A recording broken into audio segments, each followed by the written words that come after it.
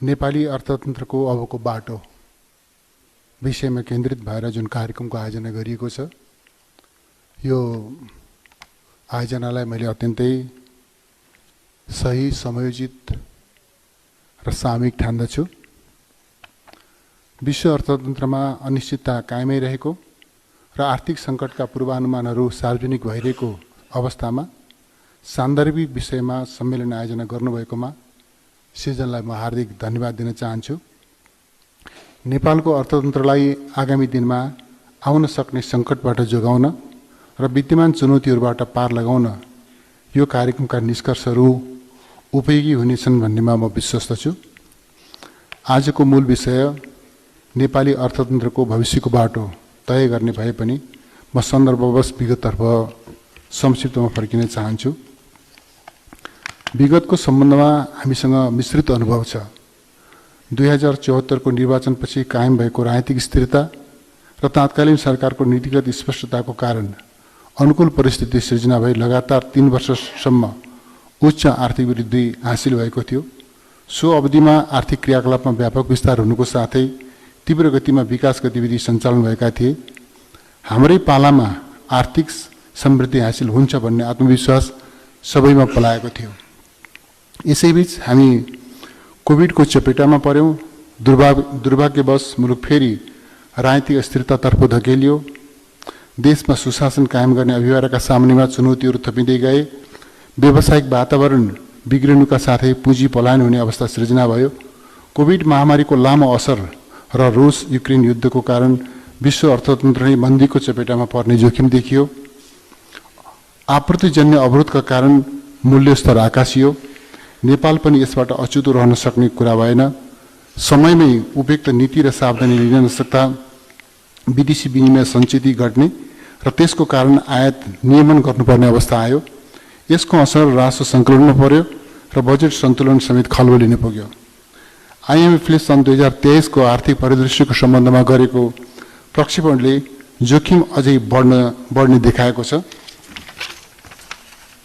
यिनै प्रतिकूलताका बीच नयाँ सरकार गठन भएको छ। हामीलाई हिजोको अवस्थाको चर्चा गरेर समय बिताउने सुविधा छैन। यथाशीघ्र कोर्स करेक्सन गर्नुपर्नेछ। अर्थतन्त्रलाई लयमा फर्काउनु पर्नेछ।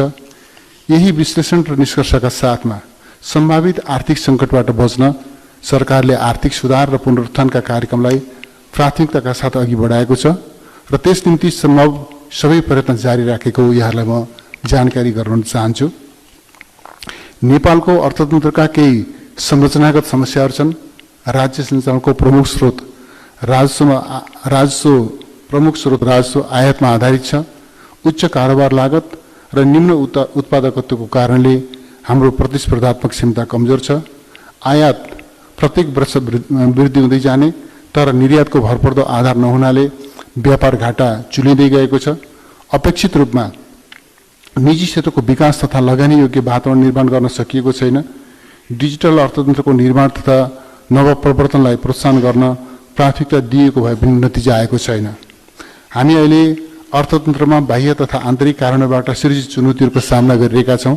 बैंकिङ प्रणालीमा तरलताको कमी र लगानी योग्य पुँजीको अभाव देखिएको छ।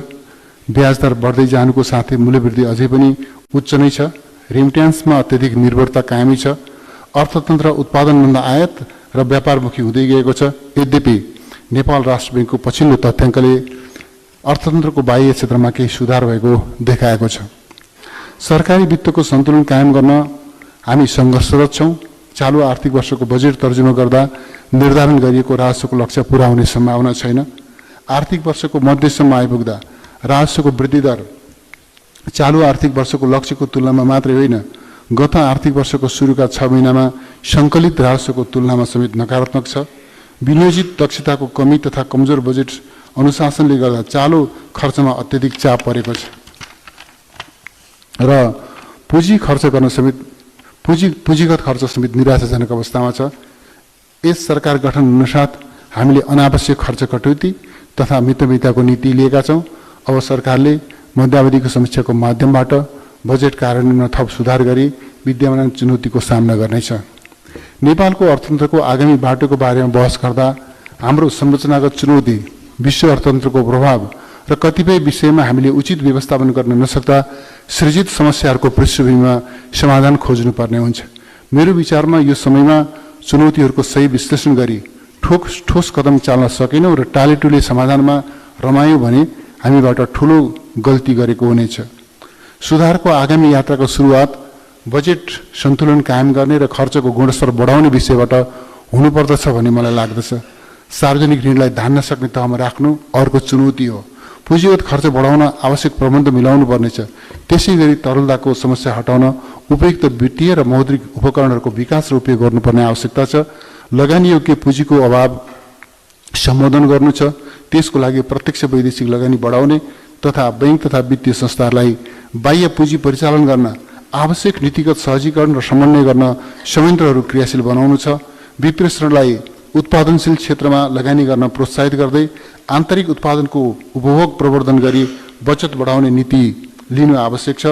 1-2 वर्षभित्रै प्राथमिक कृषि उत्पादन र खाद्यान्नमा आत्मनिर्भर हुने रणनीति बनाई कार्यान्वयनमा लैजानु पर्नेछ। सूचना प्रविधिको भरपूर उपयोग गरी सेवा क्षेत्रलाई थप प्रवर्धन गर्न सकिन्छ। अब त्यसमा काम गर्न ढिला गर्नु हुँदैन।